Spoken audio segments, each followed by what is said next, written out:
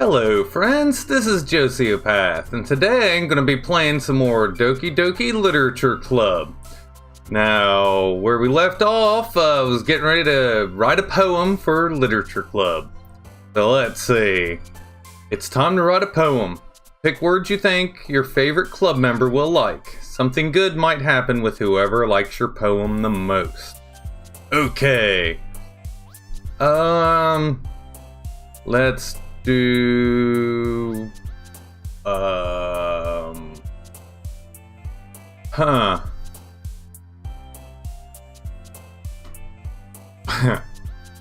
See, so we got fluffy, peace, grief, happiness, existence, hop, desire, infinite, empty, or family. Let's talk about existence. Existence. Time. Let's see. Beauty. Horror. Anime.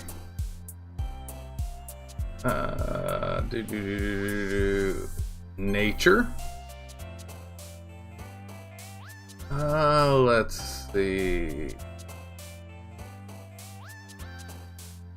Embrace. There we go. Embrace. Fantasy. Let's see. Rainbow.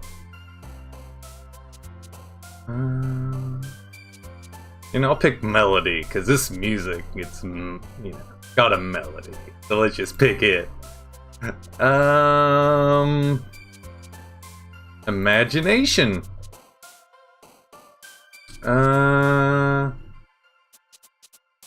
Let's see. Smile. Universe. Doki Doki. Sure, let's do Doki Doki.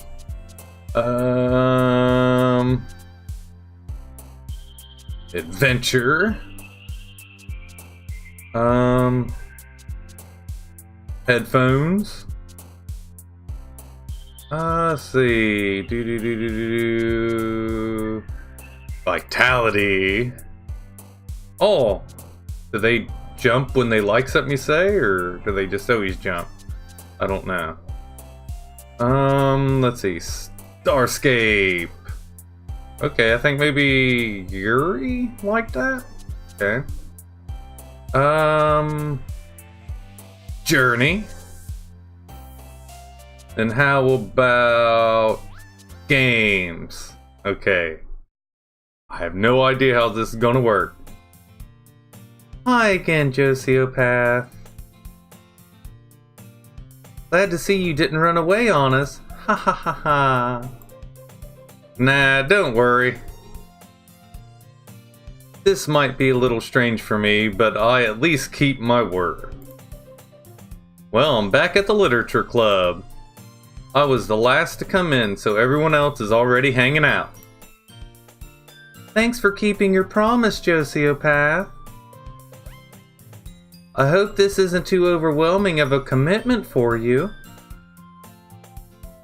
Making you dive headfirst into literature when you're not accustomed to it. Oh, come on, like he deserves any slack. Sayori told me you didn't even want to join any clubs this year. And last year, too. I don't know if you plan to just come here and hang out or what. But if you don't take us seriously, then you won't see the end of it. Natsuki, you certainly have a big mouth for someone who keeps her manga collection in the club room.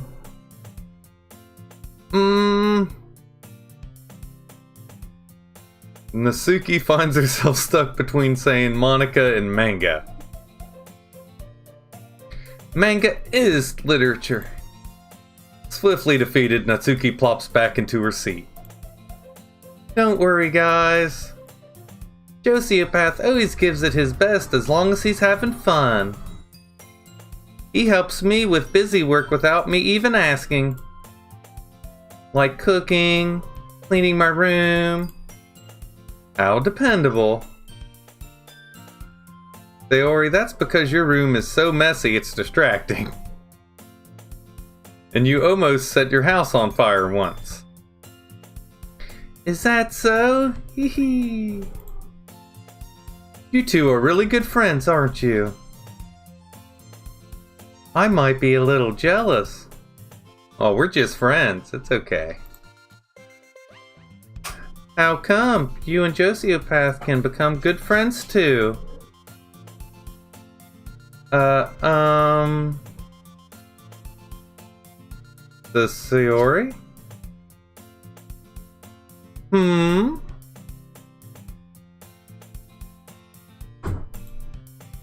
I gotta see what that cat's doing.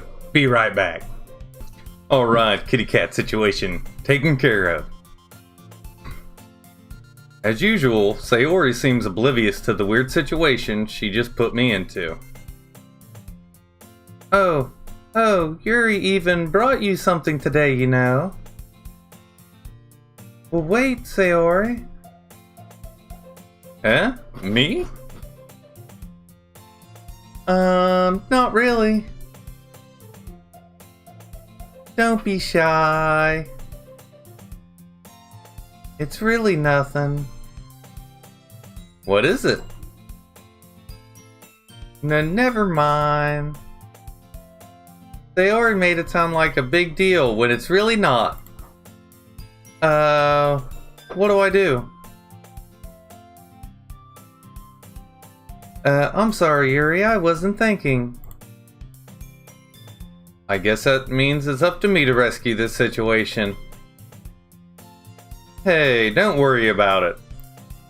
First of all, I wasn't expecting anything in the first place. So any nice gesture from you is a pleasant surprise. It'll make me happy no matter what. Is that so? Yeah, I won't make a big deal of it if... I won't make a big deal if you don't want it to be. Alright. Well, here. Yuri reaches into her bag and pulls out a book.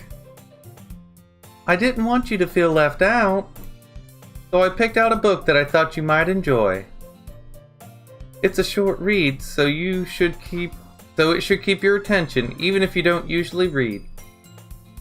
And we could, you know, discuss it, if you wanted. So this is... How was this girl accidentally being so cute? She even picked out a book she thinks I'll like despite me not reading much. Yuri, thank you, I'll definitely read this. I enthusiastically take the book. Phew.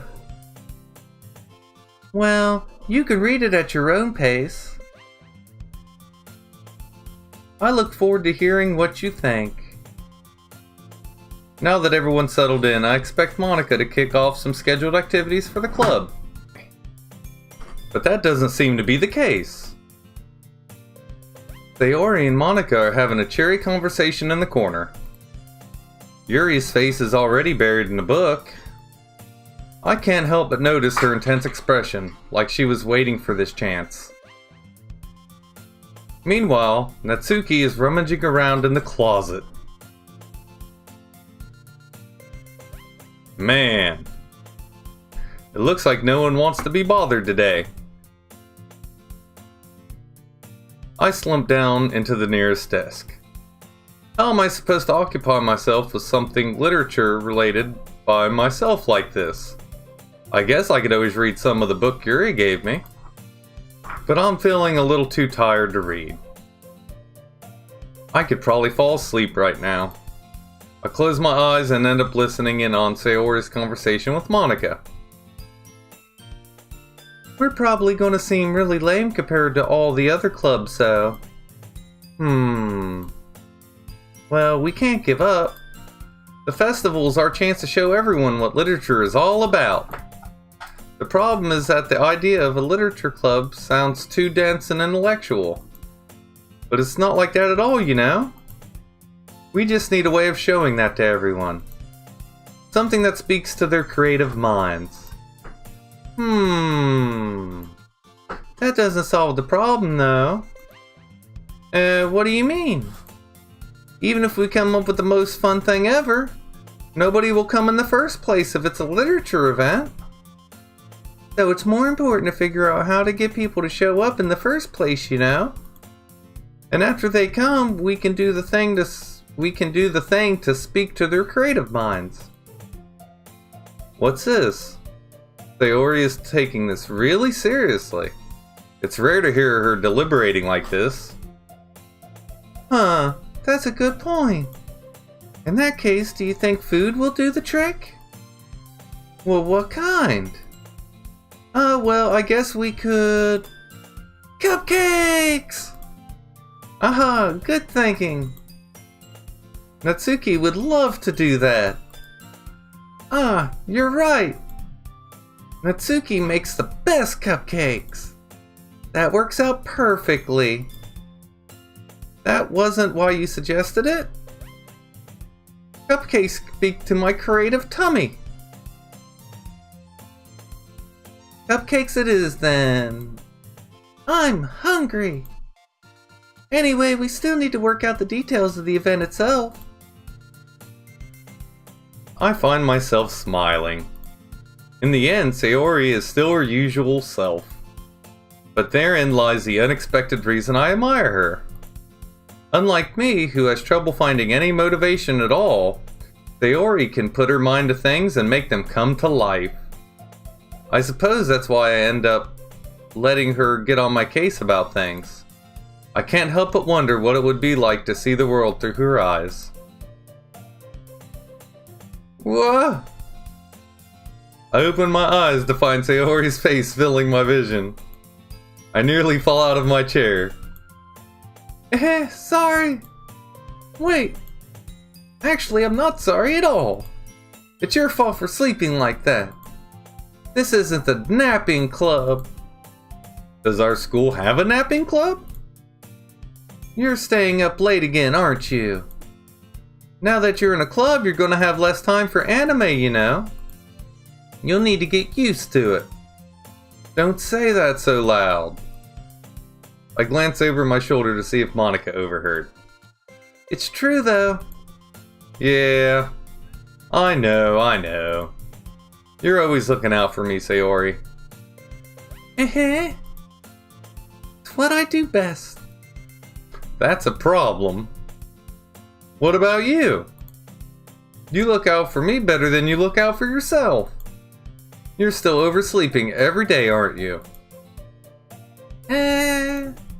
No, not every day.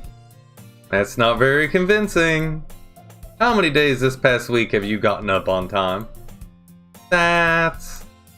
It's a secret. I knew it. Come on. At least give me the benefit of the doubt. I can't even do that. Look, Sayori, it's written all over you. Sayori glances around at herself. How was it written all over me? You were clearly in a rush this morning.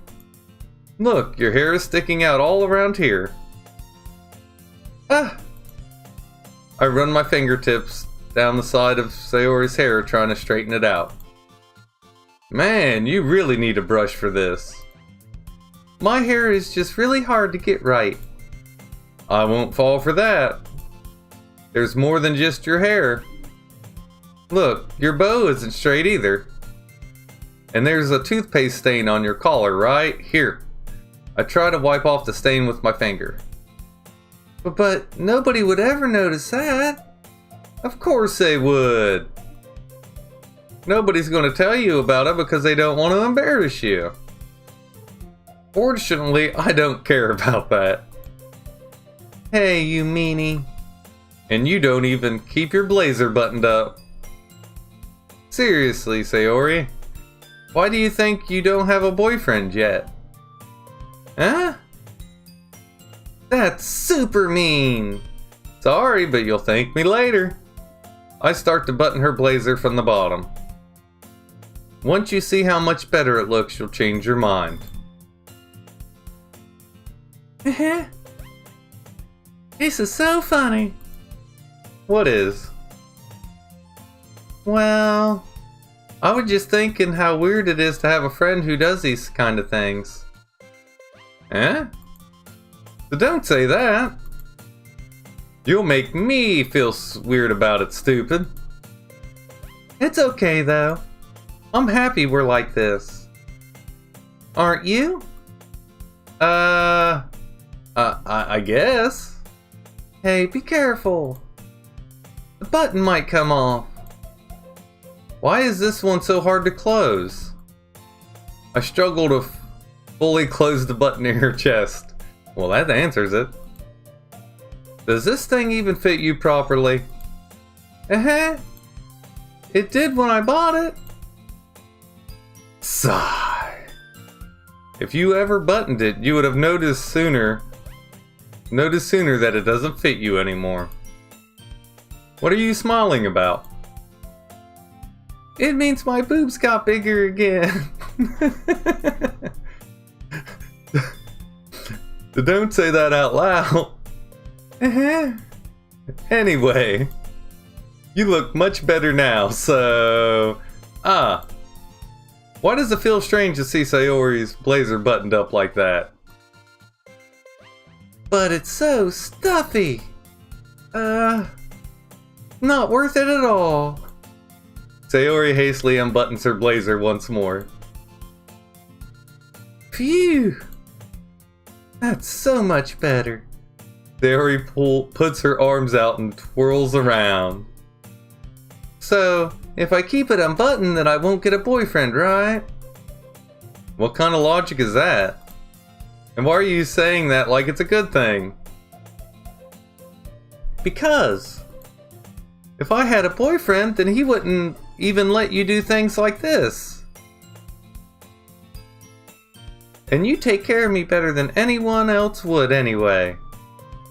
So that's why I'm keeping it unbuttoned. Stop saying all these embarrassing things. Eh? I didn't say anything embarrassing. Jeez.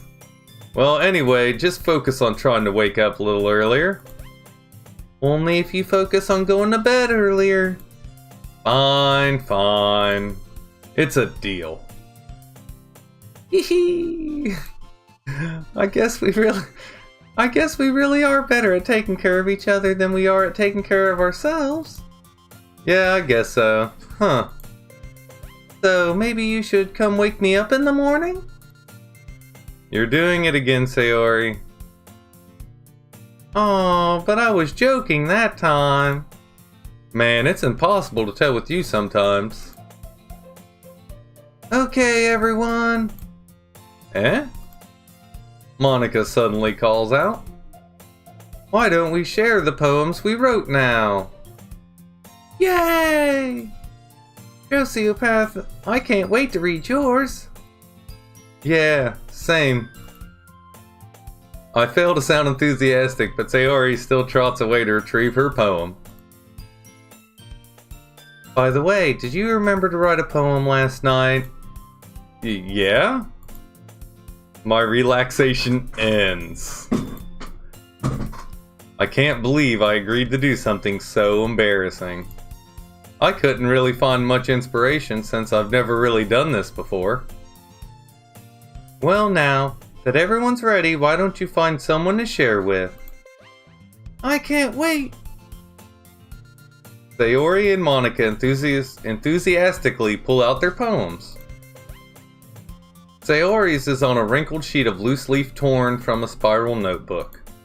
On the other hand, Monica wrote hers in a composition notebook. I can already see Monica's pristine handwriting from where I sit. Natsuki and Yuri reluctantly comply as well, reaching into their bags. I do the same, myself. Alright, who should I show my poem to first?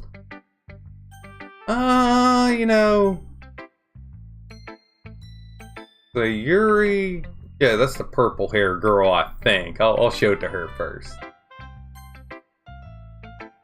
Yuri seems the most experienced, so I should start with her.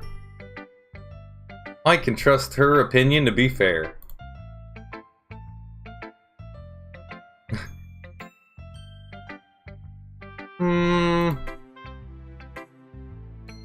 Yuri stares at the poem. A minute passes. More than enough time for her to finish reading. Oh. So sorry. I forgot to start speaking. It's fine, don't force yourself. I'm not. I just need to put my thoughts into words. Hold on. Okay. This is your first time writing a poem, right? Yeah. Why do you ask? I'm just making sure. I guess that it might be after reading through it. Oh, so it's that bad. No! Did I just raise my voice? I'm so sorry. Yuri buries her face in her hands. I couldn't help but notice that it's been several minutes and we really haven't gotten anywhere. It might take Yuri a while to get used to new people. It's fine, I really didn't notice. What were you saying? Right, it's just there are specific writing habits that are usually typical of new writers. And having been through that myself, I kinda learned to pick up on them. I think the most noticeable thing I recognize in new writers is that they try to make their style very deliberate. In other words, they tend to pick a writing style separate from the topic matter, and they fit the two together. The end result is that both the style and the expressiveness are weakened. Once Yuri finds her train of thought, it's as if her demeanor totally changes. Her stammering is completely gone, and she sounds like an expert. Of course, that's not something you can be blamed for. There are so many different skills and techniques that go into writing even a simple poem. Not just finding them and building them, but getting them to work together is probably the most challenging part. It might take you some time, but it all comes with practice and learning by example and trying new things. I also hope that everyone else in the club gives you valuable feedback. Natsuki can be a little biased though. Biased? How? Well, never mind. I shouldn't be talking about people like that. Sorry. It's fine. I'm not sure if Yuri is apologizing to herself, to me, or to Natsuki. Do you mind if I read your poem now? Please do. I'd love to share my thought process behind it. Yuri smiles dreamily as if that's a rare opportunity for her. Which itself is kinda funny. After all, isn't this supposed to be a literature club? Ghost under the light. The tendrils of my hair illuminate beneath the amber glow. Bathing. It must be this one. The last remaining streetlight to have withstood the test of time. The last jet to be replaced by the sickening blue-green hue of the future. I bathe, calm, breathing air of the present but living in the past. The light flickers. I flicker back. Click outside a poem. Ready to continue. Okay. Huh? I'm sorry I have such terrible handwriting. What?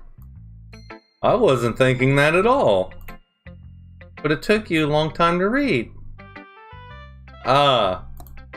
Well, I just don't read script very often. I actually think your handwriting is pretty. Eh? That's a relief. Also, I like the poem. Even though it's short, it was really descriptive. It wasn't too short? I usually write longer poems. Not at all. I'm really glad that you like it. I'll be honest. Since it's our first time sharing, I wanted to write something a little more mild. Something easy to digest, I suppose. Are you in the ghost jury? Uh-huh. Actually, the story isn't about a ghost at all, Joseph. Really? I must have totally missed the point. Well, I suppose you did only glance over it after all. But remember, the poets often express their own thoughts, feelings, and experiences in their work. They usually do more than tell a simple story or paint a picture. In this case, perhaps the subject of the poem is only being symbolically compared to a ghost. Lingering in her last remaining place of comfort, unable to let go of the past, and soon to be left with nothing. That's a lot more solemn putting it that way. I hadn't even thought of that. That's impressive. It's nothing, really. Well, it makes me happy that you think that. Just remember that it won't be long before you pick up on these things too. Yeah, maybe you're right. I guess I'll have to keep trying. I'm counting on you. Alright, I think I'm going to end this episode right here. Thank you for watching, and I'll catch you next time.